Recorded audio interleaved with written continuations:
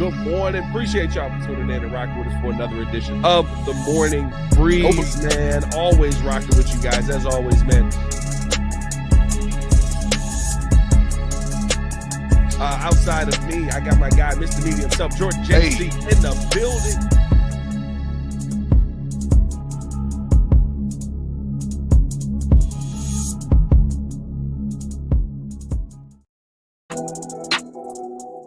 Ladies and gentlemen, back at it again. Better than ever. Pat the designer in the building. Appreciate y'all for tuning in and showing love. As always, got a lot to get into on today's episode, man. Whenever there's a Colin Cowherd Bears take, normally I have to come in here and eviscerate this guy. Y'all know my feelings on Colin Cowherd. But dang it, when he's making sense, I got to give him his credit. We'll talk about that.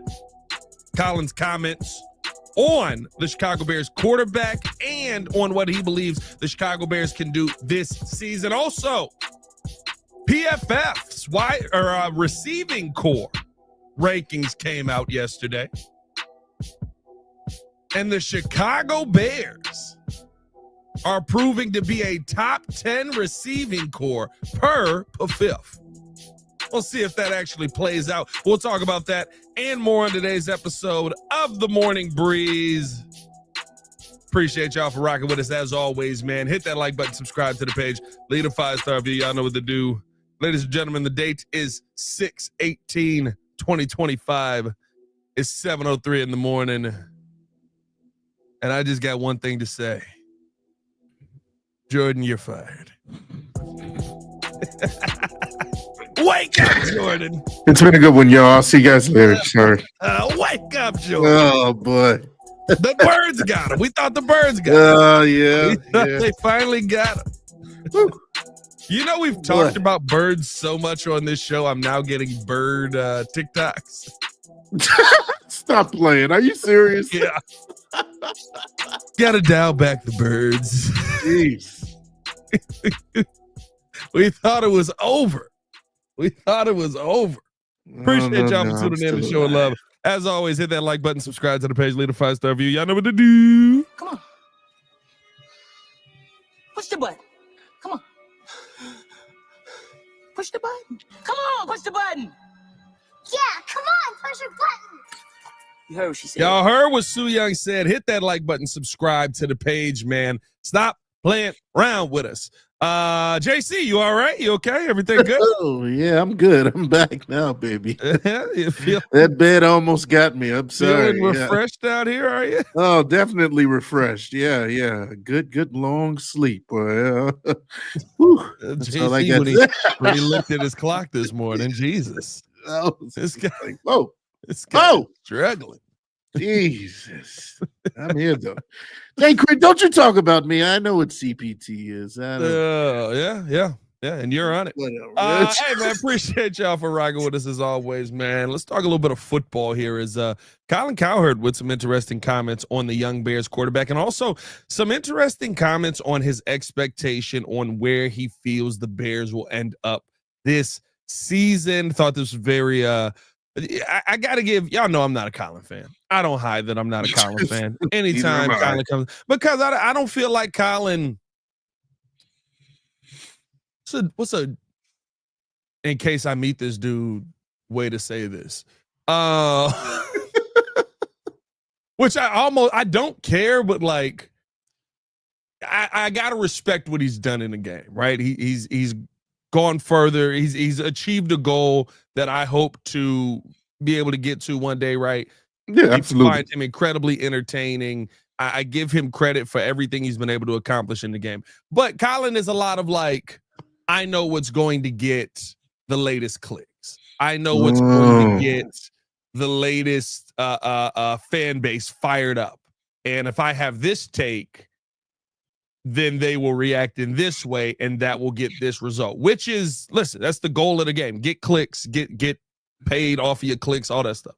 He's a hot taker. Okay. Hot taker. Yeah, he's the epitome of hot take culture. But when he makes good points, I will give him his credit. I will give him, I suppose we'll call him his flowers on this. And I thought that his comments on Caleb Williams were spot on when he was talking about going out and having dinner with Kevin Warren. He said, I said he was better. Hold on, let me get it from the first part. It's hard to grow in chaos. You're just trying to go day by day, meal to meal, week to week, and survive. Meal to meal is crazy. Jeez, this man is that bad. He's fighting for his life out here. Meal to meal. The Bears were not feeding Caleb Williams. And I'll start with that because I had dinner last night with the president of the Bears, Kevin Warren. We're talking a lot about this, and we were talking a lot about Caleb Williams. I said he was better than what you give him credit for. If you go last year, remember they fired their head coach, they fired their offensive coordinator and their passing game coordinator. Their interim head coach came in against Dan Campbell, Matt LaFleur, Kevin O'Connell. Not great, and yet he set a Bears rookie quarterback record for passing yards and touchdowns.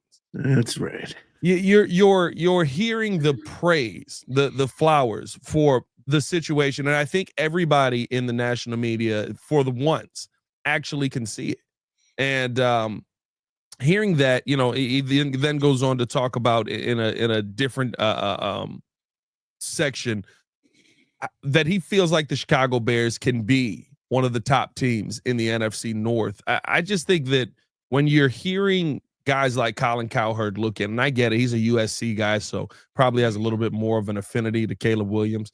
But he talks about, the first thing you needed to do was fix this offensive line. Talks about how the Bears were in self-preservation mode and Caleb was in self-preservation mode, and yet he still set that rookie record. I think that the national media, as much as Bears fans want to be like, the national media hates us and the national media has our back on this. And for the first time in a long time, I think we can say that being Bears fans. Yes, they're going to criticize some of the things we do. The Bears handle things wrong. We all know this. But when it comes down to having the right quarterback, having the young quarterback, putting the young quarterback in a position to succeed, they realize we did it wrong last year. They realize that we are the ones who screwed it up last year and who put Caleb Williams in a bad position last year and who put Justin Fields in bad positions years before that. And who put Mitch Trubisky. Mitch was in an okay spot. Mitch just couldn't play. Yeah, he was. Yeah, you Mitch can't really give him that much credit. Yeah, just couldn't play football. But I think when you hear that, like it validates everything that we've been talking about with this Bears team. No, absolutely right. And I mean, yeah, of course, Colin Cowherd, kind of up and down with his takes at times, but I mean, he's spot on with this. And I've said it before. A lot of people say that Caleb Williams had a failed rookie season, when you're looking at just everything that went around him and what happened. But to me, I feel like he had a successful season because you got a lot of chaos coming into the league, and you go from one coach to another, and you got your OC that's not necessarily training you the way that you should, and there's reports that come out about this and about that, and like it can be very, very chaotic, and it can be very bad very quickly, especially someone who again 68 sacks, there's a lot wrong that happened in his rookie season. But when you look at the numbers overall, you could say that Caleb actually kind of endured through a lot, and he put up some decent numbers for that, and like you said, the media, they can see that it wasn't necessarily all on Caleb Williams and that the potential is still there. And that's where we go. And it's good that the media and the analysts and the national media is acknowledging that. We've been down this road before. National media has given us praise before a couple of years ago, back when we had our previous quarterback and, saying what the potential of the season was. But I think that going into this season, there's a lot of excitement because of all of the things that we've gotten right. We've addressed so many things, and we've corrected what we didn't have last year. Again, the protection, addressing that correctly, addressing that with actually putting money into the issue, and going out and getting real line protection for Caleb Williams, going out and getting talent from the wide receiver position, going out and getting talent on the defensive line. And so, yeah, what would they say then now? So for the national media. So I love that Colin Cowherd does, is kind of, taking the side of the Bears and that he's making the claim that, Caleb Williams can be, ahead of schedule and that, he's going to be very, very good. I'm on board, obviously. We've seen how the team has progressed and, everybody else has now too. I think what irritates me too is like when people look at Caleb Williams, like the garbage time stats numbers always comes up. And Why? well, I mean, because he didn't win. That's literally it, right? That is the new term, the new flavor of the Twitter fan commentary or the Jimmy Hoffa commentary, if you will. He's in here as well. Shout out Jimmy Hoffa. That is the new flavor of this is the disrespectful way to say this. All until those garbage time yards turn into win.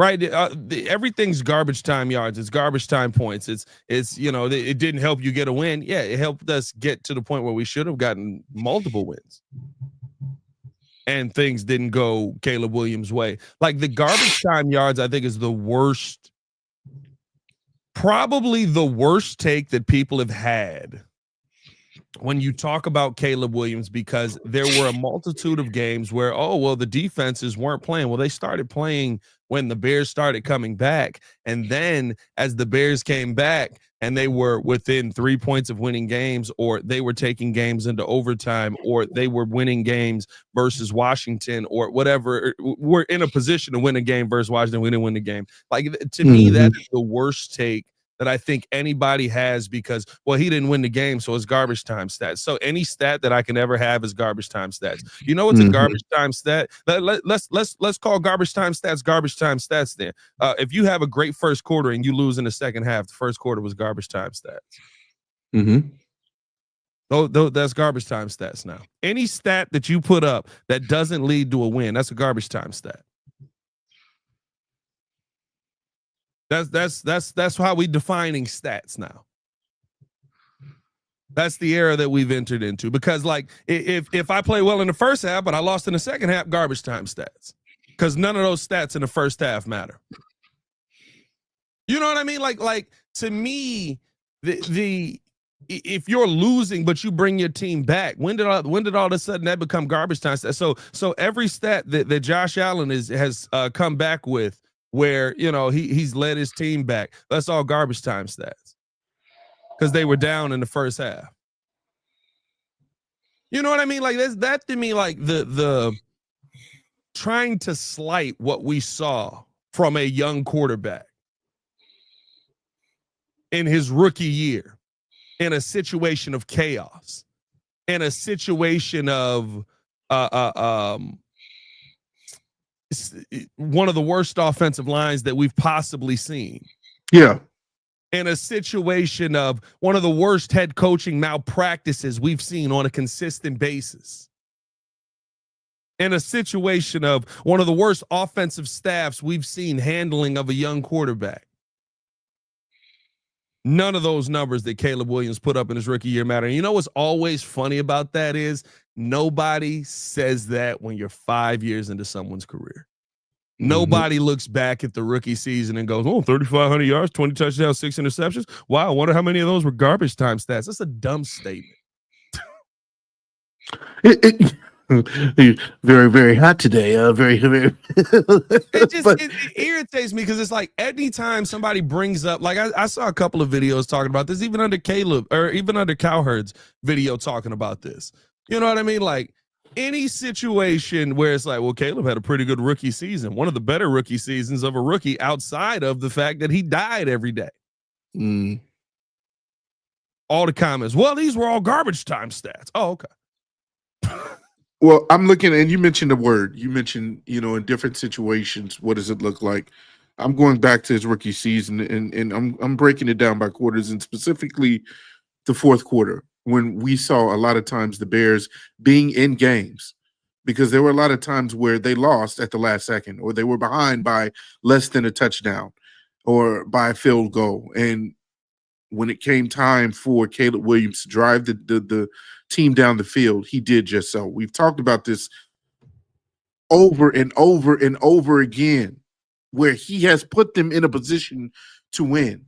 I'm not understanding what the issue is with that, but here's the fourth quarter stats. 116 for 180, over 64%, through 1,100 yards, 6.2 yards per throw average. He had 10 touchdowns and 2 interceptions. Specifically, fourth quarter within 7, he has a touchdown and an interception, but same very good throwing percentage of 40 for 65. And so when it comes time for Caleb to actually do his job, more than likely he does his job, despite the chaos, despite play callers not knowing what they're supposed to be calling, and despite the head coach not knowing time management and not knowing when to call a timeout and when to, make the right play and trust his quarterback and give his quarterback more control. Because we heard Caleb say, hey, I didn't want to ruffle feathers. I wasn't, I'm not calling timeouts, even though he had the power to, I'm a rookie. So going through all of those things, you can't sit here and just throw the lazy label of garbage time stats at it. I think that's a very lazy take. And of course, we know that's usually coming from the outsiders, those that are not Bears fans more than not. But again, it's a lot of so-called Bears fans that they got this take as well. Like it's a weird world to live in, bro. It's a weird world that we live in where like how I grew up, and listen, maybe I'm different. How I grew up, you got my colors on, you got my jersey on, I got your back. Oh, same. You know what I mean? Like it's a weird world. Like you have fans who just like literally are ignoring the fact that the best rookie quarterback season that they've ever seen in their life just happened. Ever.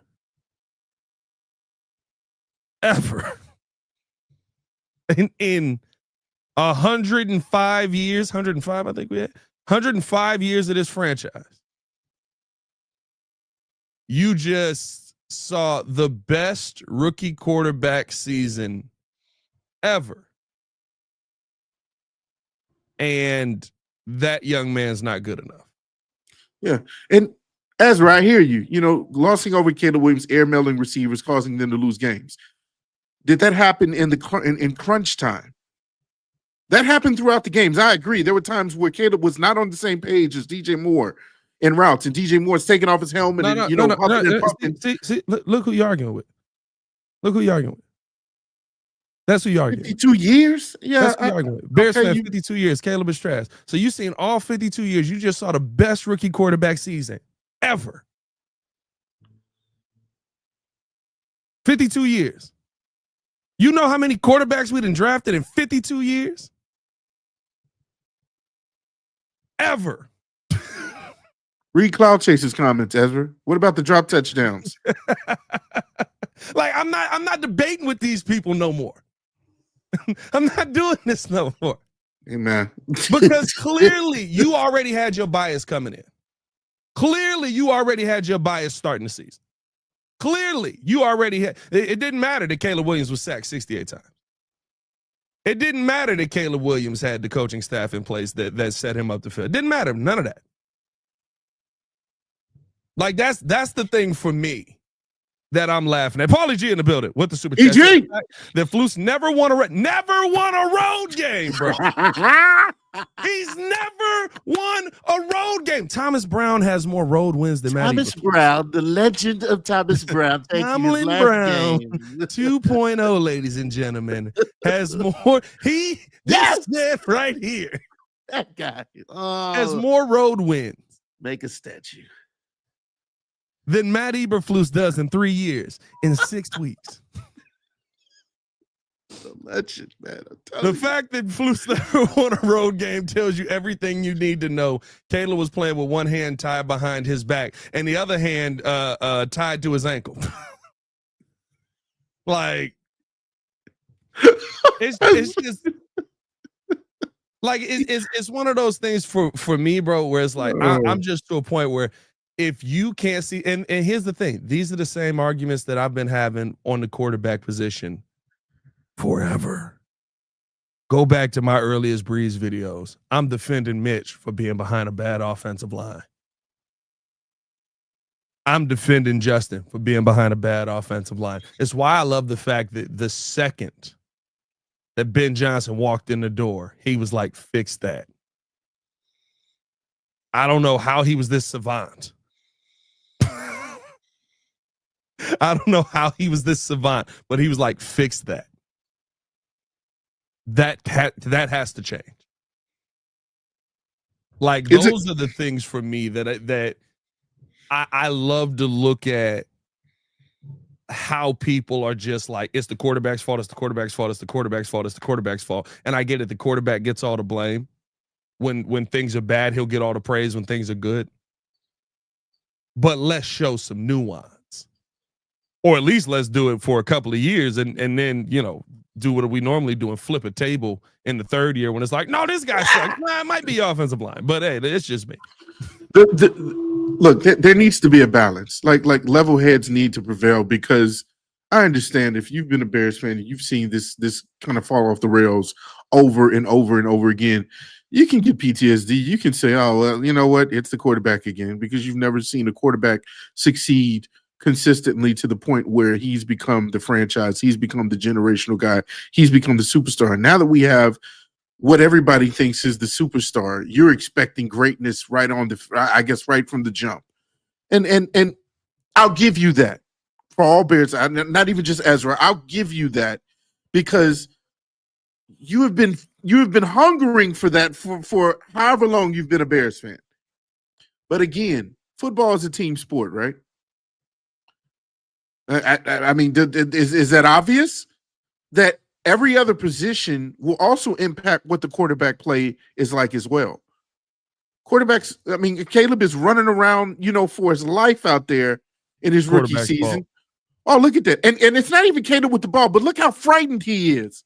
It looks like he said, ooh. Ross is frightened. Look at it. Everybody else is like at a spa, just sitting down. Look, come on.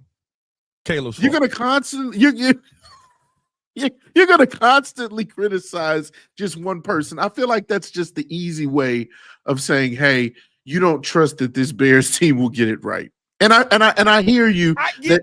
It can be scary. It can be scary. No, that I get. I get not trusting this Bears team's going to get it right. I don't trust Ryan Poles. Listen, I trust Ben Johnson. That I do. Because he was the first person to walk in and go, yeah, I don't got no fat dudes up front that's talented. Yeah, let's change that. Like I don't trust that the Bears are just magically going to get it together. But I am going to come to the defense of the players on my team if there's a defense to be had. By the way, this is not a doctored picture. This is a real image that happened multiple times during the season. Braxton Jones is making an R&B album right now. He's in the rain with Usher. Eating cherries. Like those are the things. And my history is long with this. Y'all can go back to every quarterback ever. Like it's not even seeing him through Bears colored glasses. It's literally just saying this is what's happening. Bears glasses are normal. A little thick, but normal. Oh. Hey, man, appreciate y'all for tuning in, showing love. Hit that like button, subscribe to the page. We're going to take a quick ad break. I do want to talk about what Colin Cowherd had to say about the Bears, what he expects from the Chicago Bears this season coming up next. But first, got to give you a little ad read from our folks over at Factor. Breeze Nation, we're going to take a quick break in the action to let you guys know about today's sponsor on this episode, Factor. Listen, y'all already know with how busy my lifestyle is right now, whether it's just living life or being with the family or hosting the Breeze, I don't have time every single day to get in the kitchen and cook something, and that's where Factor comes in. This season, they make things simple and easy with healthy eating delivered right to your front doorstep. Last night, I enjoyed the grilled filet mignon and creamy Parmesan shrimp, as you can see on the screen. It was absolutely absolutely delectable. And this morning, I enjoyed a smoothie to get the day started right. That's because Factor is giving you everything you need for your active lifestyle, including Calorie Smart, Keto, Protein Plus, and more styled meals. It's not just dinners either. We're talking breakfasts, lunches, snacks, and guilt-free desserts. So what I need you guys to do is go to factormeals.com/breeze50 off. Use the code breeze50 off for 50% off plus free shipping on your first box. Again, that's breeze50 off at factormeals.com/breeze50 off. Healthy eating delivered right to your front doorstep. Now let's talk more football. Breeze Nation, what is good? It's your boy Pat the Designer back at it again. Ladies and gentlemen, we got merch. That's right. New website, new merch, all out. We've been telling you guys to pull up on us. Now you can at twcbreeze.com, where you can find out all of the latest stuff going on. What all can they find there, Super Producer? Listen, you can join the nation, sign up to our mailing list, and be up to date for events and news. You can also visit the shop page and order merch, because we have t-shirts, we got hoodies, we got mugs, we got hats, we got all kind of stuff. So, hey, we appreciate you being tuned in with us. And remember to subscribe to our YouTube page and follow us on all our socials. Check us out at twcbreeze.com. He's way too excited. I am.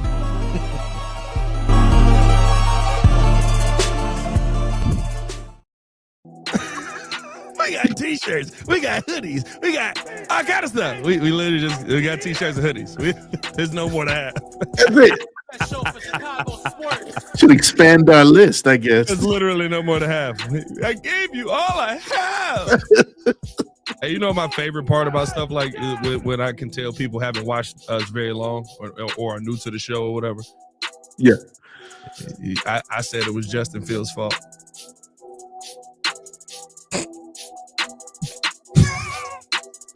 That was me. I'm the dude that said it was Justin Fields' fault. All right. Okie dokie. Oh, y'all know I was rocking with JF1, man. Hey, appreciate y'all for tuning in and showing love. Hit that like button, subscribe to the page, leave a 5-star review. Y'all know what to do. Want to talk about Colin Cowherd's comments, not only just on Caleb Williams and how he felt about what Caleb Williams can do, but also about this Bears team as a whole. Colin, very glowing in his praise of the Chicago Bears. Very, very interesting. Okay. Very interesting. Yeah. What he had to say about the Bears as a whole. Said, in the NFC North, I think the Bears sneak into the playoff. Said when discussing the NFC North and Colin Cowherd said when he was discussing the NFC North, he placed them in the division behind the Detroit Lions, who were finishing first, with the Green Bay Packers finishing third and the Minnesota Vikings finishing fourth, who Cowherd said will be a really good fourth place team. Just a lot of optimism around this Bears team right now from Colin Cowherd, which is very weird to say, but listen, I think again we're seeing the national media go big. We're seeing the national media be very confident in what Ben Johnson has brought here, and I think it goes back to the conversation we had yesterday. You know, if you're going to make the playoffs, you've got to win quickly. You've got to win early, and I think for me, those first two games are incredibly important. If you're going to win the playoffs, if somehow you find a way to start off 2-0, not only in the NFC, not only in the NFL, but in the division. If you have a 2-0 leg up, because nobody else, I believe, has an opportunity to be 2-0, if I'm not mistaken. I don't think anybody In the division. I don't think anybody else in the division plays 2 division games to start 2025. I might be wrong on that. Let's see here. But you have an opportunity to put yourself in a really good spot in the division. I think that starting things off with, so the Lions play the Packers week 1. And the Packers don't play a divisional opponent again. I shouldn't say divisional. Well, yeah, the NFC North. Until Minnesota. North opponent again until Minnesota. That's week 5. Well, they play Minnesota, Detroit, and the Bears, all 3 games back to back. Yeah, but that's later on in the they got last year's schedule. Yeah. Vikings have Vikings don't play anybody again until they play the Packers. Mm-hmm. And let's see the Lions schedule. Lions got a bad setup, bro. Like there's a part of me that's like the Lions are still gonna lion. Like in a good way now. I know that's weird to say. I know, right? Yeah, like back then. The Lions have that opportunity too. They got the Packers week 1, they got the Bears week 2. So whoever wins that has first place in the division. Okay. There you go. So the Lions are the one that's gonna be the real opportunity there. But dog, the Lions are to a point where too much change is hard to overcome. Both OC and DC, multiple pieces on the offensive line. Defense is going to look different this season with no Aaron Glenn in there, and different defensive pieces in that defensive back room. Like, there's a part of me, not to say I think the Lions are going to be bad, but there is a part of me that I'm like, I don't know if the Lions hit the ground running. I feel like the Lions may be a very good finishing the season team. I have a lot of questions on the Lions starting the season. Because, not to say I don't still believe in Dan Campbell, but that's a lot of turnover for you to just pick up and be like, yeah, we're still really. If they do, Dan Campbell's a genius. Just make a smooth transition. No, I think there will be adjustments. I think that, and again, that's why when we talk about who has the most pressure, back then when we discuss quarterbacks or even the team, I said overall, I think Detroit coming off of a epic season, 15-2 in the season, but then kind of just fizzling out against Washington. In my opinion, due to the injuries, because offensively they kind of kept up with the team to a sense, but defensively they just got taken advantage of. Just too many injuries, just too many people hurting out that were very pivotal to their defensive success. And so coming into this year, I think with a new DC, a new OC, Dan has his hands full, in trying to get this thing going as quickly as possible. And so that's where I see them kind of maybe taking a little bit of time, as you mentioned, being a better, end of the season team where they're getting their into their groove, and hopefully, they're healthy. I don't wish any injury upon any players, and hopefully Detroit stays healthy enough where they can, get back to that elite level. But again, that's where I think the Bears kind of find their competition in the division. That 1 or 2 spot is going to be fighting with Detroit. And so, yeah, like you mentioned, the beginning of the season is going to be very, very important with those two teams playing division games right off the bat. Like, that's going to determine how well we start off. Essentially just how it was last year when we had a weak schedule, and it really determined whether or not we were going to keep up with the teams. I think it's going to be that same type of race, but not to the extent of being 15-2 and 14-3 and that record, that high of a win record. But again, this division is probably going to be the best in football, even with Minnesota, in my opinion, as Colin mentioned, being the 4th place team. Minnesota may be a 4th place team with 9 wins. Exactly. You said that's where the Bears gonna be. Jeez. I got the Bears winning that. I think, did I have them winning or losing that first game? I think I had them losing their first game. But if the Bears can come out and win their first, no, I had them winning because that was at home. If the Bears come out and win that first game on Monday night, like, you got to leg up. Like, I don't think Minnesota is going to be bad. I think a lot of people are like, rookie quarterback, he's not going to figure it out. It's going to cost them games. He's not going to be throwing this football like that. You know what I mean? Like, those are the things where I look at Minnesota and I'm like, you got Aaron Jones, you got Jordan Morgan. Like, they got some weapons back there to make J.J. McCarthy's life easy. Oh, by the way, Justin Jefferson. Yeah. Hey, where you want to throw the football to? You see that? Not him. See that number 1 wide receiver in the NFL down there? You see that great player right there, the best wide receiver in the league? Just throw it his direction. Flick it to AT. Yeah, that's your play. It cracks me up because it almost reminds me of like Randall Cunningham with Randy Moss. When it was just like, this dude is amazing, and then like Randy Moss left and it was like very regular. Like that. When you got the number 1 dude, it's like, just throw it his direction and see if it get there. Mm-hmm. Yeah. Like, and they got the defense. They improved that defensive line a ton. That they as we do. saw Yeah, in that's a the, real defense. as we saw in the simulation. In the simulation. I can't wait for that tomorrow, bro. I ain't gonna lie to you. I'm so excited. I'm to get looking back forward to to this it. too. Yes. I can't wait for that. It's tomorrow. gonna be fun. It's gonna be fun. But no, man, I do feel like the Bears can be a team that's on the precipice of the playoffs. I told y'all I think that the rest of the NFC North comes back down to earth. And I think the Bears take steps forward. And again, coming back down to earth basically means you're not playing the AFC South. Doesn't mean that you suck. But I do have a lot of questions about Detroit. There's a lot there to be said, but dog, we've done the new coordinator in the building thing. Like, we've done it'll be the same because all the players are the same, but it's different coaches in it. That's tough. Mm-hmm. That's tough. I don't know if Detroit's going to be able to overcome all that. We'll see what ends up happening. It'll be amazing. The turnovers a lot.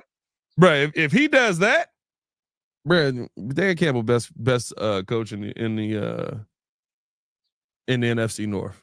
Agreed. Because everybody else can call their own plays.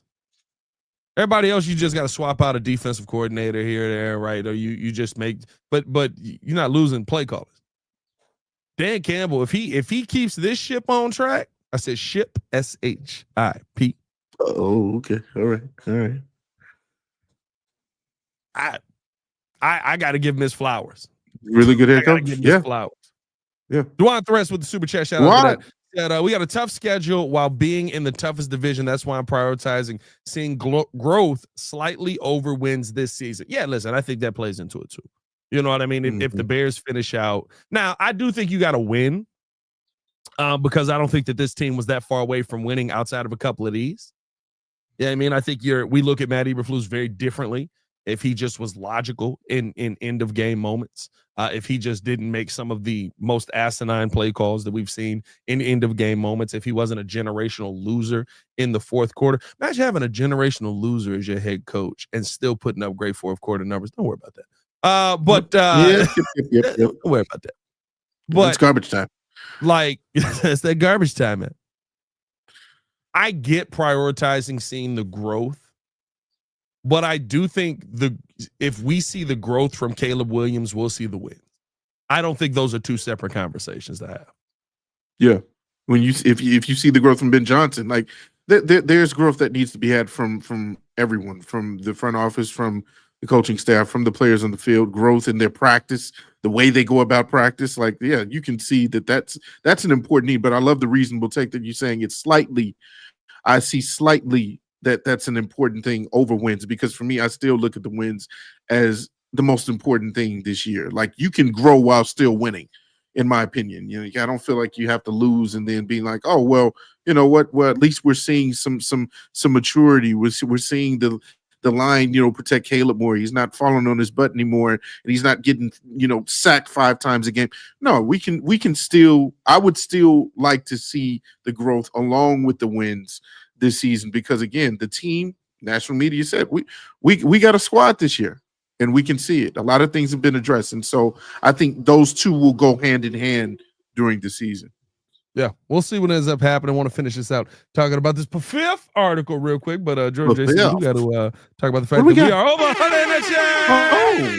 Over 200 in the chat. Over 300 in the chat. 300. There we Appreciate y'all, man. 216 on the YouTube side. 45 likes on the video, though. Can we get 100 likes? Can we get 100 likes? I mean, we have a good conversation. We having fun. You can get 100 likes on the video. Dang, bro. Yeah, come on now. Y'all be tweaking on us, bro. Y'all be hating on us. Like the video. No, I'm just playing. Hey, man, let's finish it out with this. I thought this was very interesting because when talking about the Chicago Bears and some of the improvements that we have seen to this team, PFF put out its 2025 NFL receiving core rankings. Now, I don't agree with everything on this list. I don't agree with the order of some of these teams. I don't even know if I agree some of these teams are top 10. But the Chicago Bears fall into the top 10 on this list, and that is why this list is worth talking about and interesting here. Now, this is not just wide receivers, though. This is the entirety of the receiving core. So this is taking wide receivers into account, taking tight ends into account, taking running backs into account, all of it, right? So when you look at the list here, number one on the list, the Philadelphia Eagles. Number two, the Tampa Bay Buccaneers. That one's weird. I mean, great. Listen, I love Chris Godwin. I think Mike Evans is one of the best receivers in football still, even at his age. Yeah, he's always been a sleeper. I do like They did add Egbuku, which I think is going to help them impressively this season. But I feel is this hinging heavily on the Bucky Irving addition as well from last season? How he was in the passing game? Yeah, like, he was nice. He was a really good passer, a pass catcher last season where he was a threat. Cincinnati Bengals coming in 3. I think that's kind of crazy. Like to me, I would think that the Bengals would be there. Again, this is entire core, but I think Jamar Chase weighs a lot on that list. Detroit Lions come in 4. San Francisco 49ers come in 5.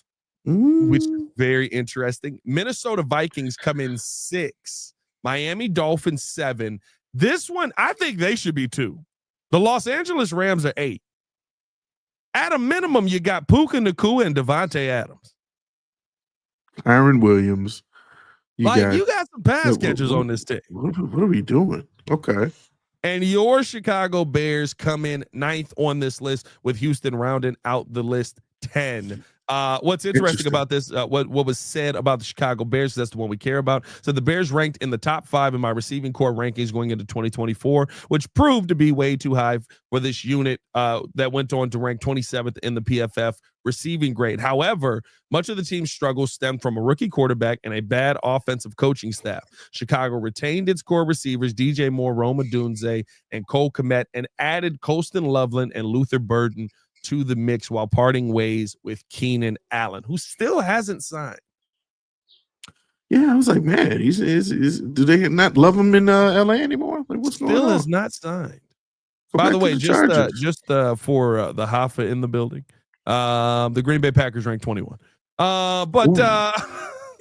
Ooh, gotta hurt with all those number one receivers. I think when looking at this list, now I will say again, this is a PFF list. Yeah, no, Tampa Bay is way too high. I'll put Tampa top 10. No, I would too. I'm just saying they're not 2. But like the Rams gotta be higher on this list. Yeah, that's ridiculous. Yeah. There has to be a weight of what pass catchers you have. Puka and Devontae? Are we serious? You know what I mean? Like the Bengals are 3, and I get it. Like maybe there is. I think what's weird about this list is it's almost like it's kind of prioritizing having a bunch of weapons. If you have a bunch of weapons, but it don't matter if I have a bunch of weapons. If I got freaking Jamar Chase, I don't need a bunch of weapons. I got Jamar Chase. I don't need 15 weapons. You know who's down there? Jamar. Where? Somewhere. I'm throwing the football there. Cincinnati has multiple weapons. That's where I'm like confused. But yeah, whatever. Jamar Chase, T. Higgins, Chase like, Brown out of the backfield with Chase solid Brown. Year, Hey, I love me Chase Brown. I knew he was going to be a beast from Illinois. It's going to be interesting, man. All I'm saying, I love the fact that the Bears do rank top 10 in this. I think it does speak to it. Now it's about here's the thing with everybody on this list, where the biggest question is going to come from. Listen, Philadelphia Eagles, they have a top 3 quarterback in the NFL, top 5 quarterback in the NFL if you want to. Tampa Bay, you got Baker. I mean, Baker's solid. Cincinnati, he had a really good year. You got a top 3 quarterback in the NFL, if not the best quarterback in the NFL. Detroit got an MVP candidate. We'll see if he can get him the ball this year. Very different situation, but you got an MVP candidate in there. San Fran, 2-time Super Bowl. Paid him a lot of money. Quarterback, just paid him the baggy bag. Minnesota, you got JJ. We'll see. I think this is going to be okay, but we'll see. Yeah, JJ, Miami, but you also got JJ. Rams, you got Stafford. Houston, you got CJ. The quarterback is going to matter incredibly in this list, and I think he said it last year. He said, he had the Bears wide receiving core last year ranked top 5, but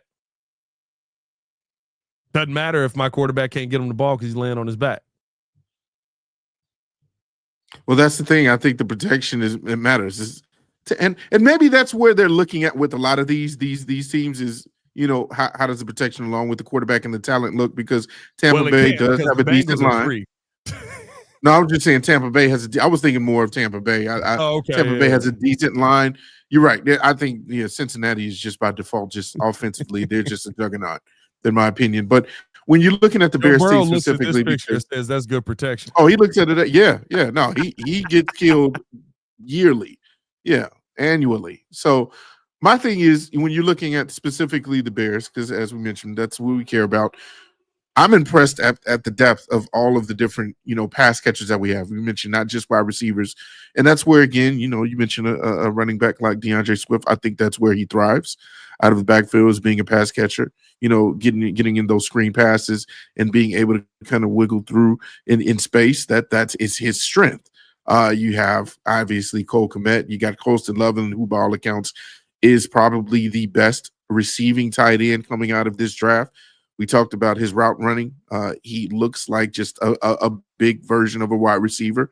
And so you look forward to what he can bring. We talked about Luther Burden, his talent, and what he potentially can do. He can be very special. Rome, DJ, like the list can go on and on. And so I think the depth on this team is why they're in the top 10 as well. But again, everything is predicated off of the quarterback, right? And so I think that's where we're in the top 10, but we're in the bottom part. And I think it just has to be proven because last year they gave us kudos. And like you said, we kind of fizzled out because you started top 5 wide receiver and then, it didn't pan out that way. And so I think they're just looking to actually, hey, let's prove it this time around. Yeah, we'll see what ends up happening throughout the season. I'll tell you what, though, I think there's a lot of fun that's going to be had this season, especially with Ben Johnson at the helm, ladies and gentlemen. You already know it's going to be fun. It is. Appreciate y'all for tuning in and showing love. As always, hit that like button, subscribe to the page, leave a 5-star review. Y'all know what to do. Fiery episode this morning. A little fiery. You guys are going nuts in the chat. Yeah, the chat's always going nuts. Jimmy Hoffa speaking. That's all they need. There's a Packer fan in the chat. Here we go. Yeah, I love it, though. I love it. Shout out to everybody that rocks with it, man. I love being able to have the back and forth, have the discourse, have the conversation. Appreciate y'all for always showing love. Hit that like button, subscribe to the page, leave a 5-star review. Y'all know what to do. We're going to get up out of here. For Mr. Media himself, Jordan JC. It's your boy, Pat the Designer. Back at it again. Y'all stay safe out there in Chicago. We'll be back if there's any breaking news or anything going on throughout the Bears world. Y'all stay safe. Peace. Ooh. Right. No, my bad. I forgot. That was Monopoly. Yeah, I know. I was like, did you just say rock? Monopoly? Yeah. Little dinosaur action. I guess we're missing it, huh? I guess so. We haven't played Monopoly in a while, actually. Never played Monopoly in a while.